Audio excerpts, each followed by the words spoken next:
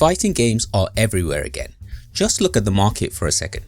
Street Fighter 6 is active, Tekken 8 is active, Mortal Kombat 1 is kind of active, Fatal Fury is back after 26 years, Riot is chucking money at everything for 2xKO. In the 90s, a fighting game could come out, make its money, get ported, get replaced, and then quietly move on. Today, a fighting game launches and then tries to stay alive for years. New seasons, new characters, new costumes, and new reasons for the customer to open up the in-game shop, and then you tell yourself you're just checking right before they make a terrible financial decision. So the 90s had more fighting games in sheer volume. The 2020s have more fighting games that now refuse to leave, much like an annoying squatter.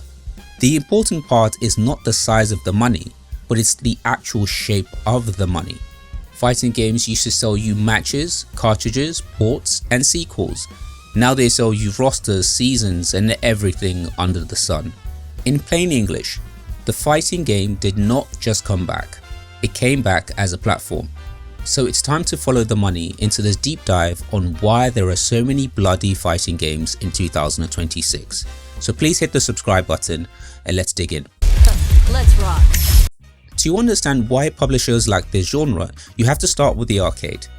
The original fighting game business was very simple. One machine, two players, short rounds, fast losses, one winner.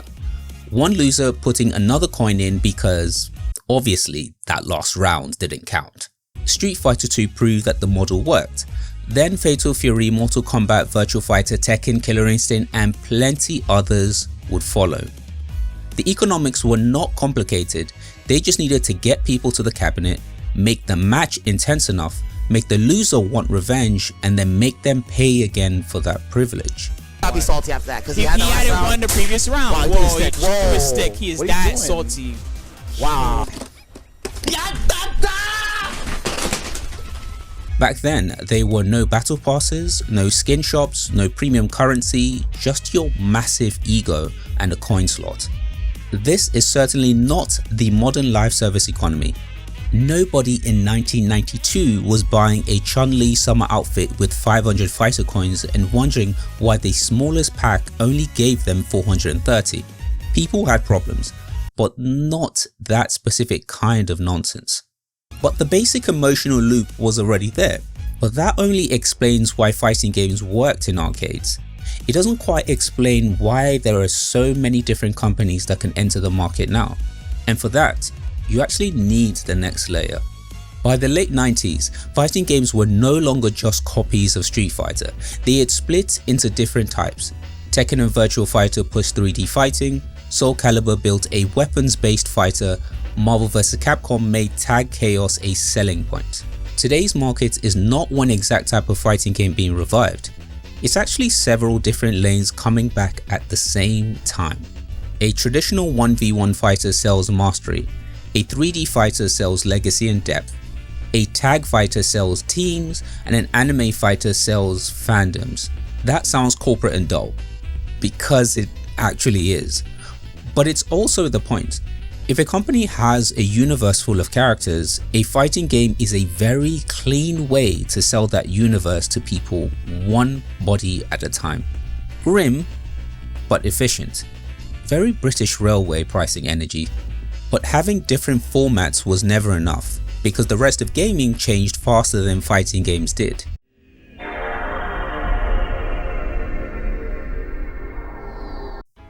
People call the early 2000s the dark age of fighting games.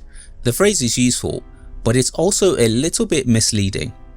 Fighting games did not die, they mostly lost the spotlight.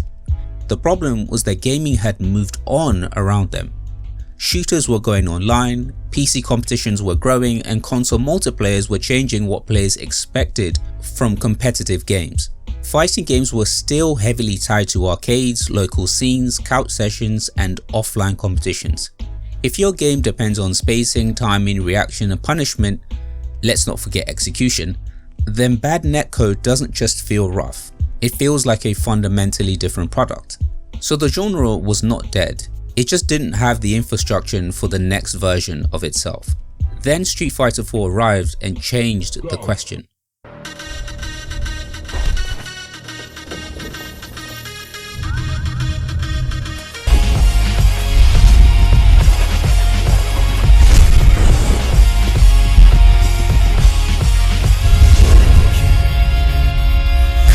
Street Fighter 4 did not just revive Street Fighter, it made fighting games look commercially viable again. Before that, publishers had reasons to be cautious. Arcades were weaker, the audience looked smaller, and the genre had a reputation for being difficult. From the outside, the community looked like a very intense group of people arguing about frame data in basements, which, to be fair, it's not completely wrong. Street Fighter 4 would solve enough of that problem. It looked modern, but it still felt familiar. It was clear enough for returning players, deep enough for serious players, and exciting enough to watch. And it sold millions across major versions. That was the important signal. But once publishers knew fighting games could still sell, the question changed. It was no longer just, can we sell fighting games? It became, how many times can we sell to the same player? This is where the modern business starts. Lovely for investors of course, but slightly less lovely for anybody with a debit card and poor impulse control. But underneath it, digital stores and DLC were fundamentally changing what a fighting game could sell. In the old model, the roster was mainly what you bought on day one. In the new model, the roster could be sold in pieces over several years, and that was the massive shift. A character stopped being just part of the game, and this is a huge part of why fighting games became more attractive to developers. The game sells once, the roster can sell for years. But there was also a warning sign. Street Fighter X Tekken had two huge brands and a massive crossover appeal, but it also got damaged by timing, fatigue, and DLC, I'm just gonna call it DLC greed. The lesson was not just that crossovers can fail, the lesson was that the market cannot absorb endless separate releases just because the logos are famous. So a smarter model became obvious. Do not just keep launching more games, build one game that can keep selling after launch. By the late 2010s, fighting games were no longer being treated like finished products.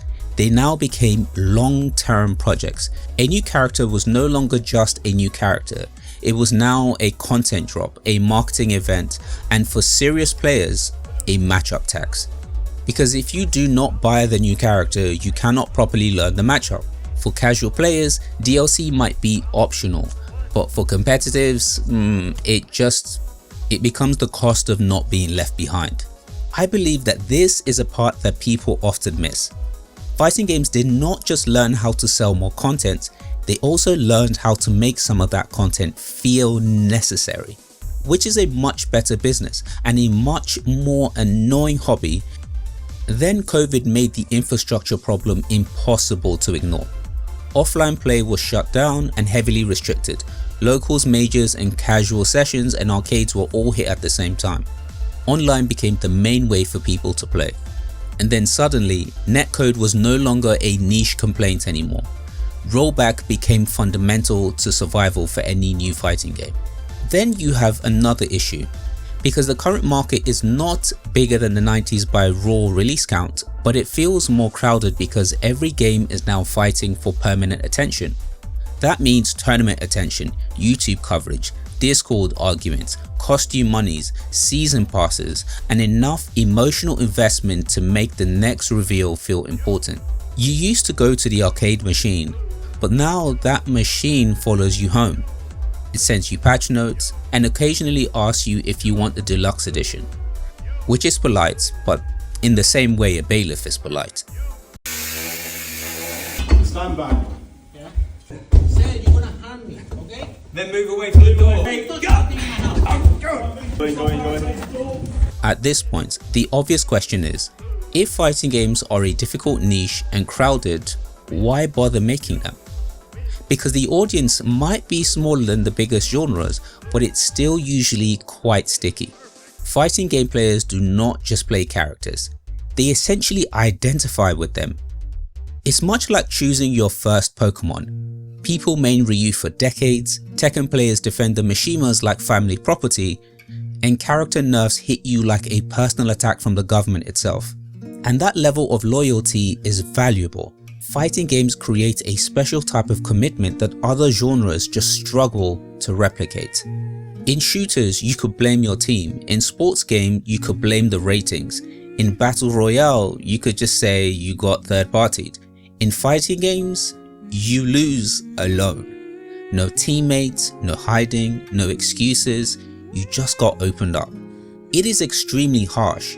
It reminds me of the Viltrumites' Great Purge, a centuries-long civil war designed to eliminate the weak, where only the strongest and most ruthless warriors would survive.